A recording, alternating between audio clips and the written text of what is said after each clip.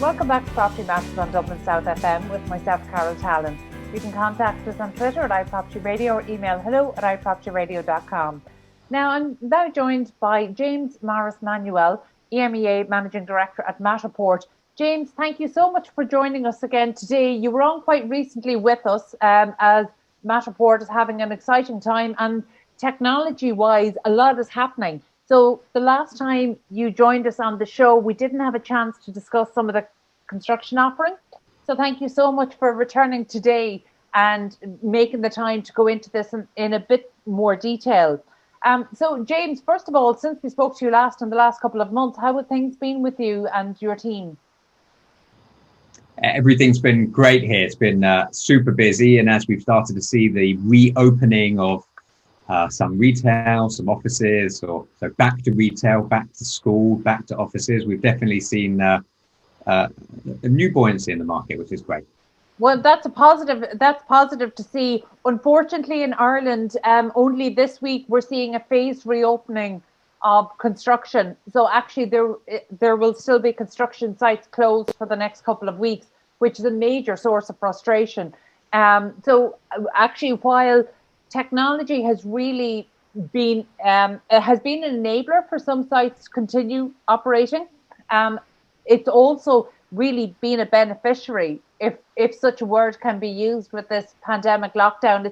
Technology has genuinely been the beneficiary, because we're seeing construction companies really having to go to great lengths, to try regain some of the momentum. And it's interesting to be having this conversation with you and the Matterport team, because obviously previously we would have really associated Matterport with your work on completed real estate.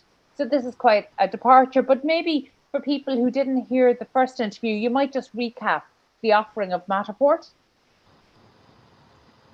Absolutely. So the best way to think about Matterport is we are the leading spatial data company, and we're turning any physical asset into a digital twin. And what that means in more simplistic terms is, as long as there is a physical property that can be captured using a number of the Matterport devices that are available, you're able to go inside that property, systematically capture it, and that gets uploaded to the Matterport platform, and it gets made into a digital twin that you can launch anywhere. And the great thing about the opportunity that's in front of Matterport is we estimate there are around 4 billion physical buildings in the world. And those 4 billion buildings are made up of numerous spaces. So on the ground floor, you might have retail. On the middle floors, you might have commercial offices.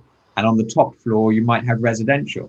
So we estimate there's around 4 billion buildings that can be captured, but that actually equals about 20 billion spaces that can be captured. So opportunity is there. The application of the technology can be used all across the property life cycle as well. So like you said, it's traditionally seen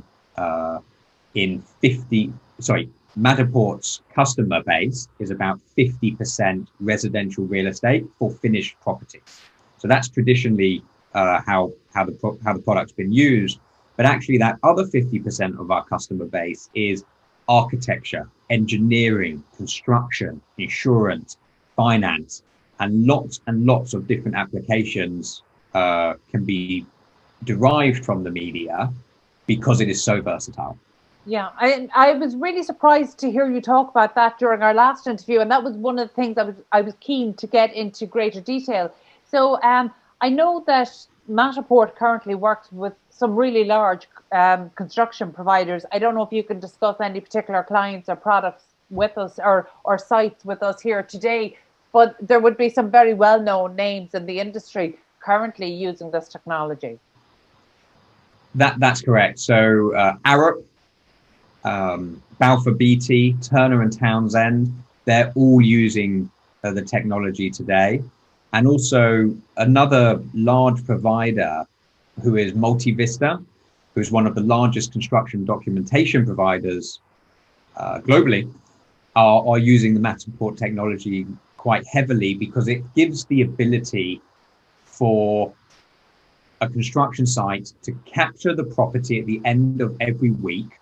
And it really helps with that snagging process. And we know in the construction industry, about 10% of the cost of construction is done in the snagging process. And if you can reduce that snagging process, there's opportunity to increase your margin by reducing that 10% cost. And it can simply be used by, capturing the job site on a Friday night at the end of every week. And you then have a kind of timeline where you can travel back in time and you can see, oh, that's interesting. On week number 6, the pipe here was broken. And who came in week number 5? Was it the electrician or was it the plumbing team? And you can really go back in time and see, what happened, who's accountable, and reduce that snagging process to increase your efficiency. Okay, and in practical terms, is that a manual scan carried out on a weekly basis? Again, I suppose I'm trying to compare it maybe to some of the offerings. Construction would have very high instances of use of time-lapse cameras. It's a great way to bring projects to life and to show the life and these projects evolving. So with Matterport, in order to use it for snagging, what are the resources that a contractor would need to have, and what of those resources need to be committed to the project? Is it once a week? Would it be on an ongoing basis? So there's a few options available to the consumer. They can buy the Matterport Pro 2 camera, which is our kind of workhorse camera. It's approximately £3,000, and the foreman on the job site could just go and do the captures themselves systematically. You can capture at approximately a rate of 1,000 to 4,000 square feet in about half an hour. So that's the rate of capture. And you just systematically move through a property. Once you're finished, you upload to the cloud. It's processed on the Matterport platform and delivered back to you within a few hours to use, collaborate around.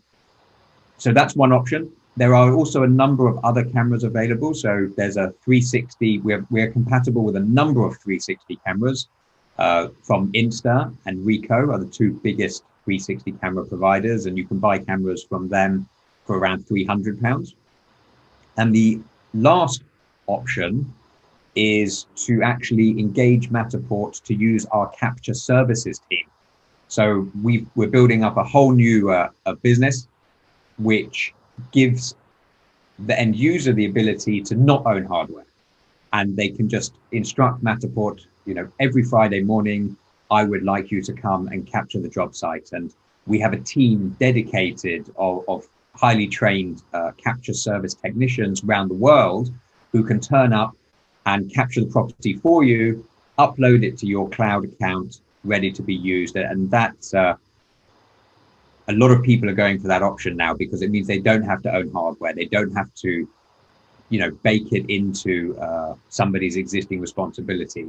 It can just be something that's paid for on a weekly basis, and they have the same finished result without having to own any hardware. Yeah, I would imagine that's an option that's very attractive for smaller estate agents, where they wouldn't be listing new properties that regularly, or what we're still seeing on the real estate side of things, that with all technology, not just 3D and visualization services, even down to online bidding and online platforms, we're still getting a little bit of resistance to new technology, and not all margin based, not all cost based, where we hear, particularly from estate agents, we hear things like, I'm going to use this technology when I have a suitable property, when I have the right property. And I don't know what the right property is. Is it a more expensive property? Is it a larger? Is it a more impressive? So they're not thinking of the technology in terms of a ubiquitous way to deliver a service. They're really thinking of it in terms of something they know they should be doing, and they're almost waiting for the right opportunity. Whereas I suppose on a construction side, if you're going to use it for snagging, well, then there is this sense of it needing to be regular in order to be useful and to be relied upon. Do you have a service capture team in Ireland at the moment? Yes, we do. Okay, and they're operating across the Republic of Ireland. So I would have to double check, but I believe we cover the major cities in Ireland. We don't cover everything, but I think we are in the major cities, correct? Very good. So let's talk about what's happening on construction sites at the moment, because I mentioned to you off air that, we recently spoke to a contractor who started using augmented reality for safety. And one of the really interesting things that came out of that conversation was how quickly it was to train staff up to use this.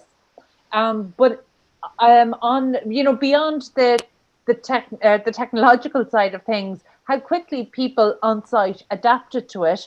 And once they had adapted to it, they started to think of other uses for the technology. So are you at the point, in terms of your technology being used on construction sites, have the use cases started to evolve? So there's lots of use cases, and you touched on a few things there. There's lots of use cases, and being able to capture on a regular basis to really see the property life cycle is very, very valuable. So, capturing in the design phase, capturing in the build phase during the construction process, capturing at the end when it's a finished product, so it can be used for sales or marketing, and then using the model to insure that property, using the model again to finance the property. So it can really be used the whole way through the property's life cycle. I think for the construction industry specifically, the fact that 3D models and virtual walkthroughs have been used to some degree so far is here to stay. It's really proving to be like the most powerful, the most accurate, the fastest way to document a property. And once you have all of that data, you're starting to build a building IQ, as we call it, which is you can access some very quick information. How many doors are in this property? How many square feet are the floors? How many lights are in this property? And we're building up our artificial intelligence engine to recognize these objects. And that's something that we're working on actively. So at the moment, our AI can already recognize what the room type is and a large number of objects, but we're building that muscle more and more so that during the construction process, you'll really be able to identify lots of things quickly and easily. The other thing that I would also say is we've done quite a few surveys now, and in the construction industry, those who are using Matterport, 82% have actively said that it is the best way to communicate the status of a job site. So I know there's a number of commercial and construction companies that aren't using us today, but the ones that are using us, 82% agree that it is the most effective way to communicate a job site status. And for me, that says virtual tours are here to stay. And it will be very soon that I believe the whole industry will start to see the benefits. You touched on the fact that residential have seen the benefits. Commercial and construction will start to see the benefits as well. And I think that those benefits are so powerful that technology will be here to stay and will be great for the future of the industry. Yeah, I absolutely agree with you there. And, in terms of, 82% finding it an easier way to communicate projects, that doesn't surprise me at all. But, are we referring to internal communications or external communications? So is this kind of maybe communicating jobs with teams? And if so, are you in a position, or is Matterport in a position to integrate with existing workflow technologies? So one of the big things we're investing in this year is our platform technologies. And as you mentioned, the ability for us to integrate with other platforms and workflows that are there today. So we don't have all, but we do have a large, we're working on that now, and we're starting to build up a large pipeline of platforms that we're looking to integrate with. In terms of internal and external communication, obviously collaborating internally on the job site is vital and can easily be done within Matterport. And one of the key features we have is the ability to add notes. So I can walk around the property and I can add blue points of interest for the plumbing team, and I can add red points of interest for the electrician team. and we can collaborate directly in the model quickly and effectively. For that external collaboration, the model can also be used, when talking with the owners or the investors of the property as well. So it really is very, very versatile, and can be used due to its versatility, can really be used in any part of the construction process. I think the headline is any physical asset in the world can be captured. And once you've got it captured, you can use it for anything you want. Yeah, the last time we spoke, I had just really mentioned in terms of digital twins that the industry is really only in the last year or two understanding the value of these. It was seen as almost something for facilities managers that would make the planning and then maintaining over the life cycle of the asset more convenient, but the value wasn't being fully appreciated in terms of it being a separate asset, albeit a digital one. And I think that's something that's changed certainly in the last 12 to 18 months, or certainly we're seeing it from the industry's point of view. But you mentioned at the start about funders and insurers having an interest in these. So in terms of where you're working, where your technology is at a construction site, in the main, who's the client there? Is it the contractor? Is it the developer? Or is it the insurer or the funder?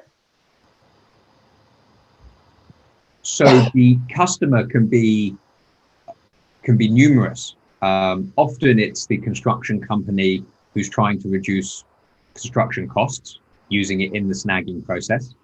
It can also be the insurance company wanting to know what's physically there and what are they actually insuring in case there is ever a disaster of some sort.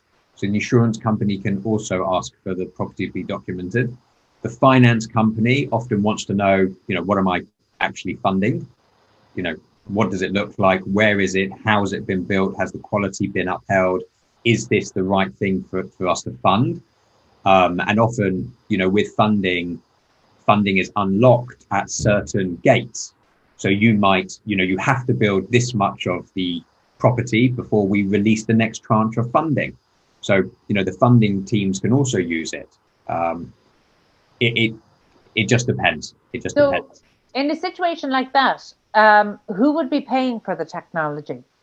I mean, is this something, are we at the stage now where this is something that is undertaken almost as an assessing third party? And if so, do you know yet contract-wise where the costs of that lies? Or is this a point of negotiation? I think it's a point of negotiation, and the costs could lie anywhere. One of the the funding's a good example. Is the funder paying for it to make sure what's been built's actually there, or is the constructor or project manager paying for it to prove to the funder that they've actually built enough to release the next tranche? So the costs can lie in multiple places. I mean, as Matterport, we don't get so involved in that part. And, there's a lot of unique cases of how the technology is being used, how it's being rolled out, and who's the ultimate owner, who's the beneficiary.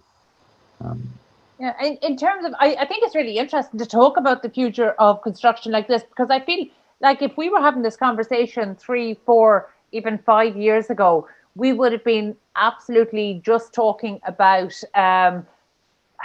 virtual tours for selling property. So it was a marketing tool.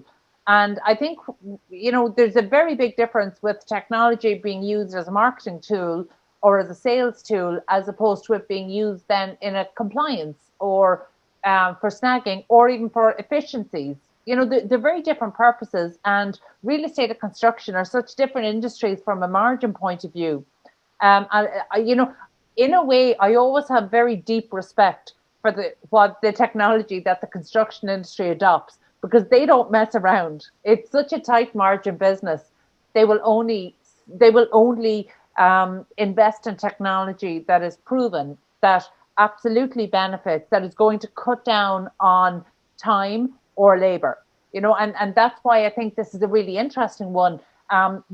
digital twins are certainly enabling the use of this technology and will likely drive the use of this technology. And I think that will become more and more as the value of these digital assets become, really emerges and is understood by the industry and the wider industry. But what's next after that? Because I'm conscious Matterport surely has a pipeline of innovation. What can you share with us? Absolutely. I think those things are here to stay. And the construction industry that's already using Matterport are finding it's unlocking margin and it's increasing remote collaboration. So it's kind of ticking both of the use cases you mentioned about cost and labor. And we've seen great benefits in both of those areas. So, it's ticking the box today. In terms of moving forward, Matterport, we're always looking to extend our leadership position, and we're investing in a number of areas. So the first part is kind of geographic expansion. How do we sell into the world in a more effective manner? We've just opened an office in Singapore to really address the APAC market. Obviously, I'm talking to you from London, where our EMEA headquarters is, and we think about how do we most effectively get into the 116 countries in EMEA, and the business is based in the US, where we have a number of offices and addressing North and South American markets. So geographic expansion is a big part of the future play. The other one is Cortex, which I touched on very briefly, which is that kind of machine learning, artificial intelligence engine. And at the moment, it can recognize rooms, it can recognize objects. And what more will it be able to do in the future? It is a great question we always ask ourselves at Matterport. And it's recognizing more and more different features within a property. And we want to continue to obviously build that. The other is the platform marketplace. So Matterport, think about Matterport being the spine of 3D content. We can have a number of platform partners that plug into that spine who might do different things. They could do virtual staging, for example. They could do other kinds of search functionality on top of the media.